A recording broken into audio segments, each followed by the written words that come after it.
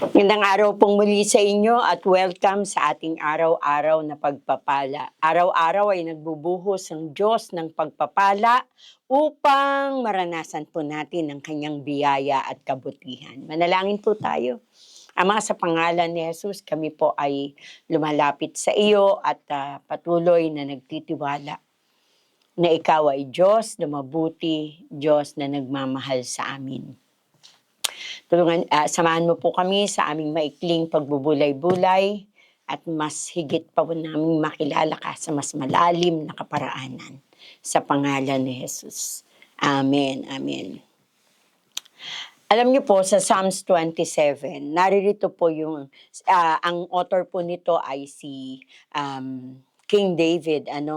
At sabi po niya sa verse 13, I remain confident of this. I will see the goodness of the Lord in the land of the living. Tatlong bagay po ang nakita ko dyan. Una, I remain confident. Saan po nanggagaling ang confidence ng ating ng King David? Alam niyo po, dun sa mga verses na sinundan, kung mababasa natin, sabi doon, Lord, wag mo po ako. Lord, wag mo pong itulot. Lord, ilingon mo po ang iyong mukha sa akin.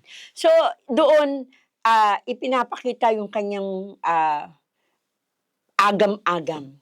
Pero sa verse 1, nakalagay po na, the Lord is my light and my salvation. Whom shall I fear? So, ang confidence ng Haring David ay nasa Panginoon. So, despite ng kanyang mga nararanasan, despite ng mga agam-agam niya, despite ng mga sitwasyon sa paligid niya, ay confident po siya.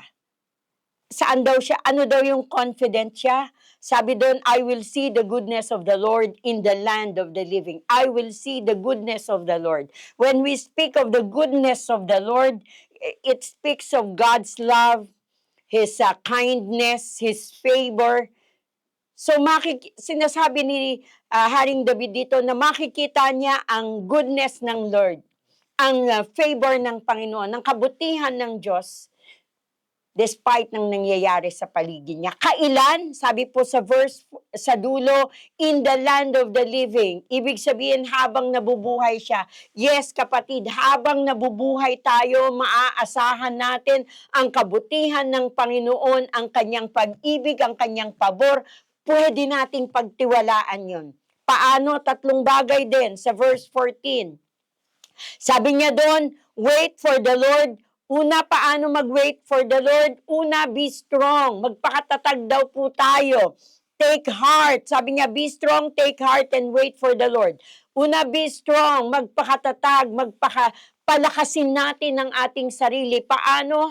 Sa patuloy na pagbababad sa kanyang presensya. Sa patuloy na pakikipag-ugnayan sa Diyos. Take heart. Ibig sabihin, huminto ka ng matakot. Be of good courage. Maging courageous na tayo, maging matapang tayo. Bakit? Dahil kung padadala tayo sa sitwasyon sa paligid natin, hindi natin mahihintay ang paggalaw ng Panginoon kasi magmamadali tayo. Amen? So kung tayo po, maging confident po tayo sa Panginoon, saan manggaling sa ating relasyon sa Panginoon, sa pagpapakalalim natin sa Panginoon. Paano daw po maghintay tayo sa Panginoon? Maging matapang tayo sa kung anumang kinahaharap natin dahil alam natin ang Diyos natin ang ating kakampi. Amen? Tayo po ay manalangin.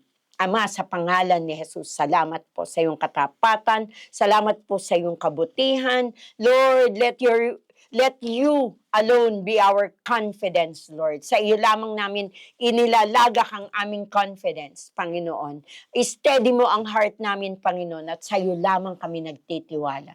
Tulungan mo kami, Banal na Espiritu, na maghintay, maging matatag, maging matapang, sa panahon ng aming paghihintay dahil alam namin ng Diyos ay hindi kami iiwanan o pababayaan. Salamat po, Ama, sa iyong muling paalala sa amin sa umagang ito, sa araw na ito, sa pangalan ni Jesus. Amen, amen. Magkita-kita po tayong muli sa araw-araw na pagpapala. Ikaw lamang aking kanlungan, sa piling mo